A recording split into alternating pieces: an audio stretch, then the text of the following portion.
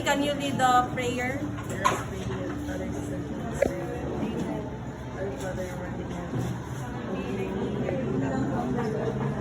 On earth as it is in heaven, give us this day our daily bread, and forgive us our trespasses, as we forgive those who trespass against us. And lead us not into temptation, but deliver us from evil. Before you take your seat, please pick up some pieces under your chair and please arrange your chairs properly.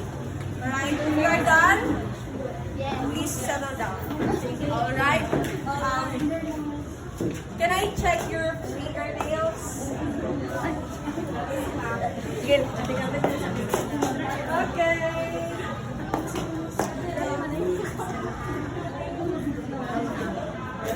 Oh, below.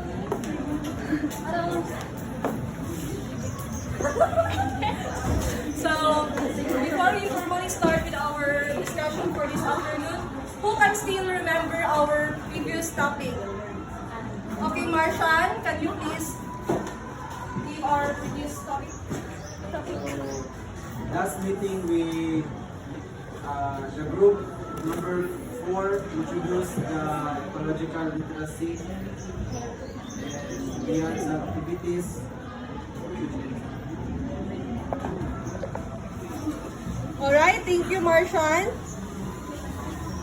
So, last meeting, we discussed about the ecological literacy. So, ecological literacy involves understanding of human ecological system and human activities. So, Miss Janelle or John discussed the two characteristics of an ecoliterate person. So, what are the two characteristics of ecoliterate person, Miss Janelle?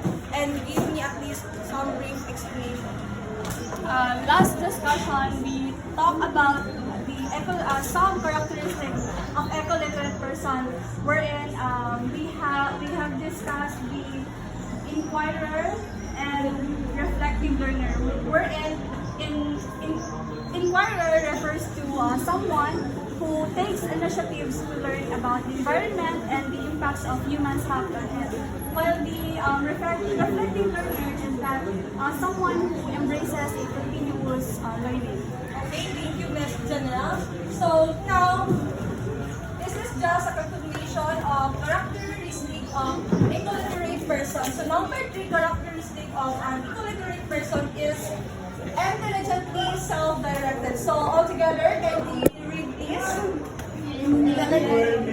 Intelligently Again.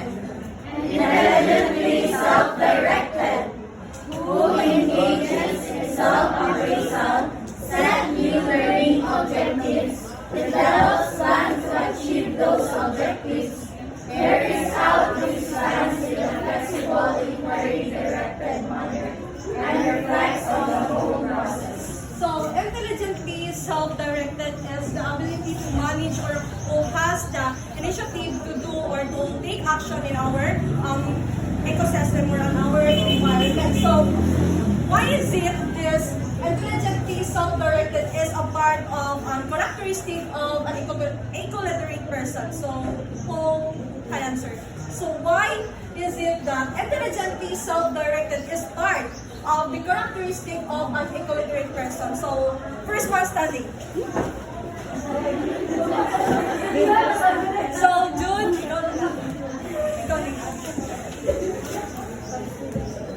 so why is it that intelligently self-directed is a part of a characteristic of an ecoliterate person? Because intelligently self-directed person is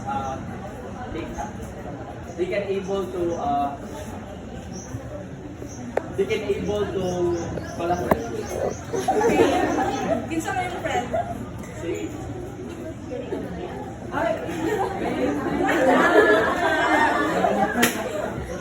Okay. Please, Carlos. Why is it important? Why is it intelligently self-directed is a part of a characteristic of an ecoliterate person? Mama ko siya na.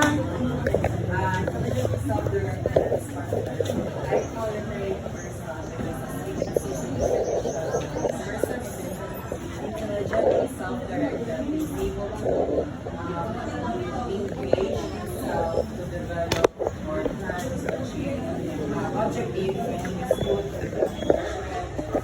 for the sake of actions, and this can promote or reflect good outcome which appraise. Alright, thank you, Carlos. So, intelligently self-directed is the one who engage in self-appraisal, set new learning objectives, develop, plan to achieve those objectives. So, basically, intelligently self-directed is to take initiative to take action in our environment. So, just like for example, if we have the intelligently self-directed of matalino pagtuturo sa sarili, so we can apply also with ourselves. So just like for example, as a student, so if you have a knowledge of how to care in our environment, just like for example, if you kung nakay basura sa imo ay nakay basura, so naka sa public place, tapos instead na imong ilabay sa kilid is ibutang na lang nimo sa bag kay para dili siya magka-cause on hugaw sa palibot. So in ana lang nga way, kay even in a simple way, kay makatabang na ta sa atong environment, kay bisan gamay lang ang pieces is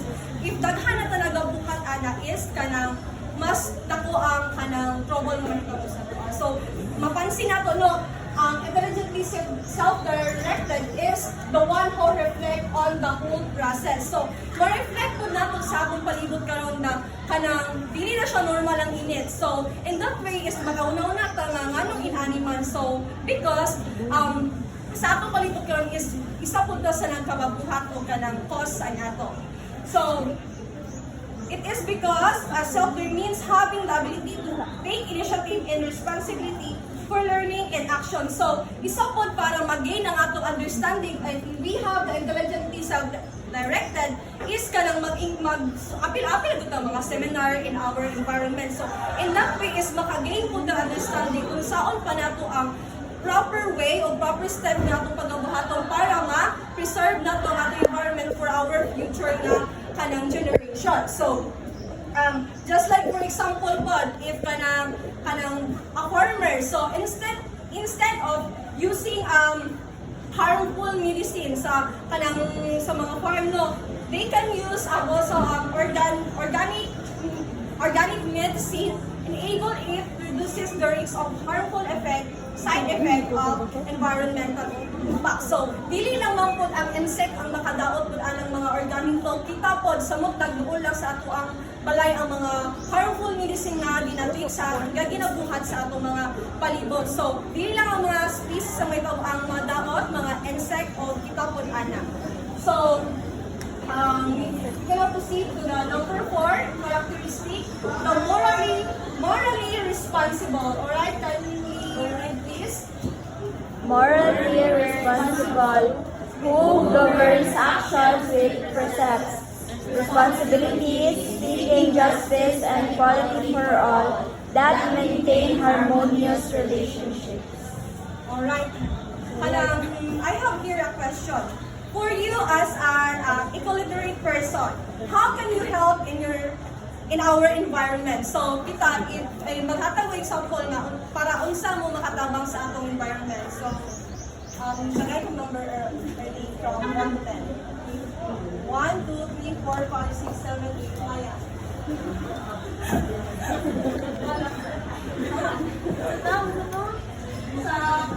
For you as an equaliterate person, sa unsa na itong pahagi nga makatabang ka to para sa environment?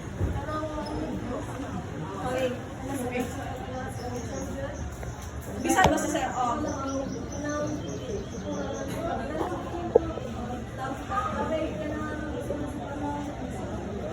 Okay. Correct si Maya no, in just a simple way of magtanong taog plans is dako na siya impact in our environment. So, morally responsible who governs action with perceived responsibility, seeking justice and equality for all, and maintain a harmonious relationship. So, if we have morally responsible, from the word responsible, we have the responsibility to kung saan na itong pag-care, not like, kung saan na itong pag-care sa atong environment, para sa ato o para sa mga future pa. So, just like for example, if we have ang responsible na to as kanang diri as school is kanang nag-implement naman sila to single use plastic. So single use plastic. So kanang way is kanang himo na po tayo responsible nga kanang way na po tayo responsible nga maka-preserve po sa ato environment para dili kay siya daghan og bugaw o dili kay siya dako og damage sa og kanang mga plastic nga malabay sa basurahan. So and ecology being morally responsible involves recognizing the intrinsic value of ecosystem and all living being and acting in a way that minimize harm and promote sustainability. So,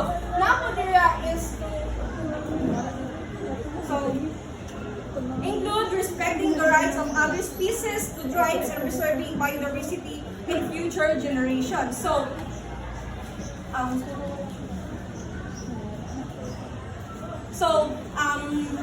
I have here as a question. So, what can you observe in our surrounding or our ecosystem nowadays? So,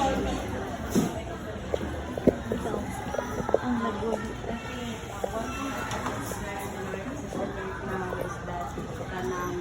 Siguro wala na kay mga puno or trees due to kanang like infrastructure improvement. Like for example, let's say sa to mga kapatagan, sa mga buntong brother, di ba, nanay mga like housing where ginakat nila ang kanang mga puno in order na in-replace sa housing. Though, great improvement siya sa atong economy, however, it greatly affects our economy. yes, tama, no? Kanang usahay pod, kanang bisan pag na-develop na ang atong community or sa Pilipinas is kanang dako po siya og impact sa atong environment kay kanang instead na daghan og mga puno diri sa atong community is kanang daghan na noon og mga infrastructure o kanang mga building na tukod diri sa atong palibot. So, to conclude, as a future educator, so importante kayo siya nga na magtudlo ta og itudlo na to ang characteristics sa eco-literate person sa mga bata kanang at their young age, especially in elementary student kay inana nga edad no kay inana nga edad kay kanang gamay pa sila is madala nila hantod sa hantod nila. So mga